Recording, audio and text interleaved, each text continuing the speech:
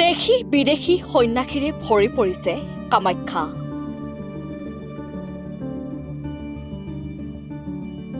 অম্বুবাচী মেলালৈ মাজত মাত্ৰ এটা দিন। ভূতনাথ মুক্তিধামত অম্বুবাচী উপলক্ষে অহা সন্যাসীৰ বিচিত্ৰ ৰূপ।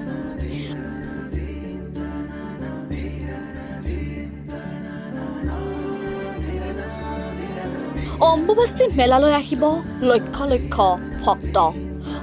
সকলোৱে খোজকাঢ়ি যাব লাগিব মন্দিৰলৈ। নীলাচল পাহাৰৰ নামনিতে থৈ যাব লাগিব জোতা চেণ্ডেল।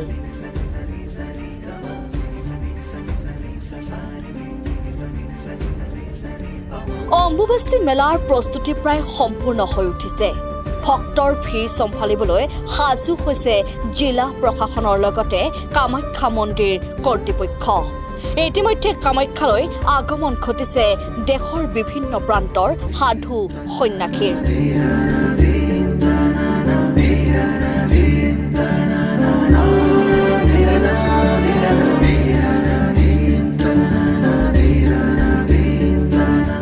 পূৰ্বৰ দৰে এইবাৰো অম্বুবাচী মেলা আৰম্ভ হোৱাৰ পূৰ্বতেই উখল মাখল হৈ পৰিছে নীলাচল পাহাৰ।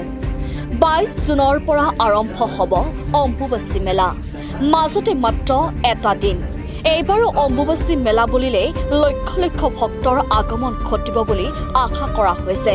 এনে পৰিপ্ৰেক্ষিততে প্ৰশাসনে ঘোষণা কৰিছে যে কেতবোৰ বিশেষ ব্যৱস্থা গ্ৰহণ কৰা হ'ব।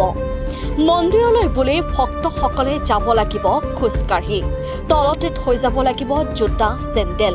সন্ধিয়া 6 বজাৰ পাছত কাকো প্ৰৱেশ কৰিবলৈ দিয়া নহ'ব মন্দিৰ চৌহদত। কামাখ্যা মন্দিৰ পৰিচালনা সমিতিৰ লগতে মহানগৰ আৰক্ষী প্ৰশাসনে ইতিমধ্যে স্পষ্ট কৰি দিছে এই সকলো কথা। আমাৰ দুটা ডেজিগনেটেড মানে কেম্প আমাৰ জিলা প্ৰশাসনৰ ফালৰ পৰা আৰু টুৰিজম ডিপাৰ্টমেণ্টৰ ফালৰ পৰা প্ৰস্তুতি কৰা হৈছে। এটা হ'ল কামাখ্যা ষ্টেচনত জাষ্ট পিছফালে, ফাৰ্ষ্ট কেম্প কামাখ্যা ষ্টেচনত, যেটো জাষ্ট পিছফালৰ পৰা একদম পুৰা ফুল এৰিয়া। আৰু ছেকেণ্ড কেম্পটো হ'ব পাণ্ডু পৰ্টত। চ' এই দুটা কেম্পত আমাৰ যিমান ডিভটিজসকল আহিব তেখেতসকলে থকাৰো ফেচিলিটি থাকিব। তাৰ পিছত তেখেতসকল যাব পাৰিব পাণ্ডু পৰ্টলৈ। চ' এই যাতায়াতৰ কাৰণে কামাখ্যা ষ্টেচনৰ পৰা পাণ্ডু পৰ্টলৈ যাতায়াতৰ কাৰণে STCৰ পৰা বাছৰো ব্যৱস্থা থাকিব, তেওঁলোকে আপ ডাউন কৰিব পাৰিব। আজি ভাণ্ডাৰা যিমান এপ্লিকেশ্যন আহিছে তেখেতসকলৰ লগত মোৰ পাৰ্চনেল মিটিং এটা আছে। তাৰপিছত ফুড ইন্সপেক্টৰৰ তত্বাৱধানত আমাৰ এজন মেজিষ্ট্ৰেট ফুডৰ কাৰণে ইনচাৰ্জ থাকিব, কি তেওঁলোকে প্ৰপাৰ হাইজিন মেইনটেইন কৰি যাতে ডিভটিজসকলক মানে ভোজনটো দিয়ে। এইটো মোষ্ট ইম্পৰ্টেণ্ট। এইটো আপোনালোকৰ জৰিয়তে যিসকলে ভাণ্ডাৰা তাত ইয়াতে বহাবও বিচাৰিছে তেখেতসকলকো মই জাষ্ট এটা কথা ক'ম কি হাইজিন বহুত ইম্পৰ্টেণ্ট, কিয় ইমানজন ডিভটিজ আহিব। একৰ্ডিংলি PHE ডিপাৰ্টমেণ্টৰ পৰা পানীৰ যোগান কৰা হ'ব আৰু তাৰ কাৰণেও ডেজিগনেটেড মেজিষ্ট্ৰেট থাকিব, যোনে পানীটো টাইমত আহি আছে না নাই এইটো পুৰা ভালকৈ চাব লাগিব। পানী, খোৱা পানীও আৰু টয়লেটৰ পানীও। চ' এই দুটাই অলৰেডি PHE ডিপাৰ্টমেণ্টে প্লেনিং কৰি পেলাই কাম চলি আছে।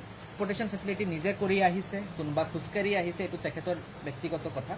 আমি ট্ৰান্সপৰ্টেশ্যন ফেচিলিটেশ্যন কৰিম অকল কেম্প টু কেম্প মুভমেণ্টৰ কাৰণে, কি কোনোবাই যদি কামাখ্যা ষ্টেচনত নামি পেলাই পাণ্ডু পৰ্টত যাব বিচাৰে তেওঁৰ হাতত লাগেজ থাকিব পাৰে।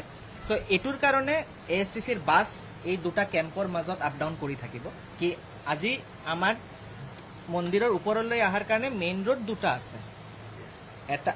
এটা মেইন ৰোড হৈ গ'ল নাৰ্চাৰী, যিটো মালিগাঁও ফ্লাইঅভাৰৰ ওচৰত আছে, আৰু এটা হৈ গ'ল পাণ্ডুৰ ফালৰ পৰা যিটো বংশী বাগান হৈ পেলাই আহে। নাৰ্চাৰী ছাইডৰ পৰা এণ্ট্ৰি হৈ পেলাই তেখেত ওপৰত গৈ থাকিব। তাৰপিছত ত্ৰিনাথ পইণ্ট এটা আছে, তাৰ পৰা লেফ্ট গৈ পেলাই বংশী বাগান হৈ পেলাই ৱেষ্ট গেট হৈ পেলাই মন্দিৰত সোমাই ওলাই অহাৰ টাইমত চেণ্ট্ৰেল গেট, এইটো মেইন গেট হৈ পেলাই ওলাই আহি আকৌ নাৰ্চাৰী পইণ্টলৈকে যাব। ব্যৱস্থাটো এইকাৰণে কৰা হৈছে বিকজ আমাৰ যিকোনো ধৰণৰ ইছ্যু যদি মেডিকেল ইছ্যু হৈ যায়, কাৰোবাৰ কিবা এটা ইম্পৰ্টেণ্ট ইউটিলিটি আমাৰ ওপৰত পঠিয়াব লাগে, চ' তাৰ কাৰণে এটা ৰাস্তা মুকলি লাগিব এম্বুলেন্স মুভমেণ্ট বা যিকোনো ধৰণৰ ইছ্যু টেকেল কৰাৰ কাৰণে। তাৰ কাৰণে এই মুভমেণ্টটো আমাৰ পাণ্ডুৰ ফালৰ পৰা যিটো ৰাস্তা আছে ডিটেইলটো আমাৰ ডিচিপি ট্ৰাফিক ডাঙৰীয়াই ক'ব। চ' মুঠতে প্লেনটো এইটো কি যিকোনো ডিভটি খোজকাঢ়ি যাব লাগিব, যেতিয়া আহিব তেখেতসকলে নীলাচল পৰ্বতৰ এণ্ট্ৰিটো নাৰ্চাৰী পইণ্টৰ পৰাই কৰিব আৰু তাতে ফ্লাইঅভাৰৰ তলত ইতিমধ্যে শ্বু ষ্টলৰ ব্যৱস্থা কৰা হৈছে, য'ত তেখেতসকলে নিজৰ জোতা থৈ খোজকাঢ়া ষ্টাৰ্ট কৰিব পাৰে। কামাখ্যালৈ আহিবলগীয়া ভক্তসকলে যাতে অসুবিধা নাপায় তাৰ বাবে প্ৰশাসনে সকলো সুবিধা কৰি দিয়াৰ কথাও কৈছে। ইতিমধ্যে কটকটীয়া নিৰাপত্তা ব্যৱস্থা কৰা হৈছে নীলাচল পাহাৰ আৰু সীমান্তৱৰ্তী অঞ্চলবোৰত। মেলালৈ অহা সন্যাসী আৰু ভক্তৰ বাবে প্ৰতি বছৰে গ্ৰহণ কৰা হয় বিশেষ ব্যৱস্থা। এইবাৰো তাৰ ব্যতিক্ৰম নহয়। শুনক ভক্তৰ মুখেৰে। দেশী বিদেশী ভক্তৰে এতিয়া আলোড়িত হৈ পৰিছে শক্তিপীঠ কামাখ্যা মন্দিৰৰ চৌহদ। এইবাৰ অম্বুবাচীত প্ৰায় 8 লাখতকৈও অধিক ভক্তক আদৰিবলৈ সাজু হৈছে চৰকাৰ, প্ৰশাসন লগতে মন্দিৰ কৰ্তৃপক্ষ। আৰু মই ভক্তসকলৰ পৰা তেওঁলোকৰ মনৰ কথা জানিবলৈ চেষ্টা কৰিম। ইতিমধ্যে ভক্তসকল আহিছে, দেশ বিদেশৰ পৰা আহি তেওঁলোকে এতিয়া কামাখ্যা ধামত উপস্থিত হৈছে আৰু তেওঁলোকৰ বাবেও মন্দিৰ কৰ্তৃপক্ষই ব্যৱস্থা কৰিছে, শিবিৰ ব্যৱস্থা কৰিছে, তেওঁলোকৰ খোৱা বোৱা সকলো ধৰণৰ ব্যৱস্থা কৰা হৈছে আৰু তেওঁলোকৰ মনৰ কথা জানিবলৈ মই চেষ্টা কৰিম। कलकत्ता से आए हैं। पहली बार आए हो आप अम्बुबासी में? यहाँ हम लोग पाक करके खाते हैं, हाँ। अपना रान्ना करते हैं, अपना भोजन करते हैं। आप पहली बार आए हो क्या आप अम्बुबासी में? हाँ। पहली बार आए हो? नहीं, हम ये 30-40 साल से आ रहा है। 30-40 साल से आप अम्बुबासी में आते हो। हाँ। कैसा लगा है बहुत। यहाँ पर आके? ये तो माँ के स्थान है, दरबार हाँ, है, हाँ। हमारा बहुत अच्छा लगता है। बहुत बढ़िया स्थान है, तीर्थ क्षेत्र है, हाँ। शक्तिपीठ है, सबसे बढ़िया शक्तिपीठ है, इसलिए हमारा बहुत अच्छा लगता है। हम हर साल आते हैं। कहाँ से आए हो? हम तो घूमते रहते हैं, हाँ। कभी हरिद्वार, कभी हिमाचल, कभी जम्मू कश्मीर। यहाँ से डायरेक्ट हम जाएंगे वैष्णो देवी अमरनाथ, उसका बाद जाएंगे मणिमहेश घूम के जब आएंगे तब फिर वहाँ से घूमते ही रहते हैं। लेकिन आसाम में जब आए, ये कामाख्या देवी का बहुत अच्छा जगह है, यहाँ साधु संघ भी सही है और बहुत अच्छा भी लग रहा है, क्योंकि इस बार जो मेला है सबसे सुंदर हुआ, किसी का कोई तकलीफ नहीं है और सबसे बड़ा चीज़ है बहुत डेवलप है।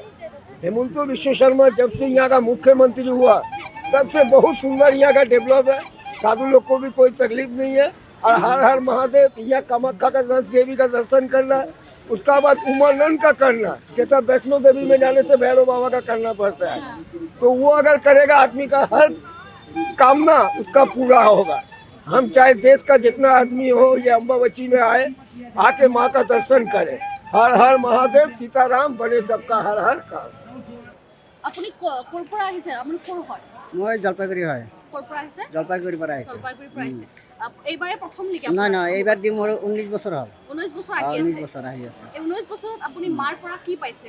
মই বহুত ভাল পাইছোঁ, এইখিনি জেগাত আহিলে মনগিলা শান্তি হয় আৰু বহুত ভাল লাগে আৰু অকল মাৰ ভক্তগিলাৰ লগত আমাৰ মানে দেখা সাক্ষাৎ হয়, মনগিলা মানে আমাৰ শুদ্ধ হয় আৰু ভাল লাগে আৰু অসম জেগাটো মানে শুদ্ধ জেগা আৰু সখন জেগাটো ভূটনাথৰ জেগাখিনি মানে শুদ্ধ জেগা বহুত ভাল লাগে আৰু বহুত ভক্তৰ গমাগম। এইবাৰো আশা কৰিছোঁ এইবাৰো ভক্তৰ যোৱাবাৰ আছে, এইবাৰ ভক্তৰ আৰু গমাগম বেছি হ'ব।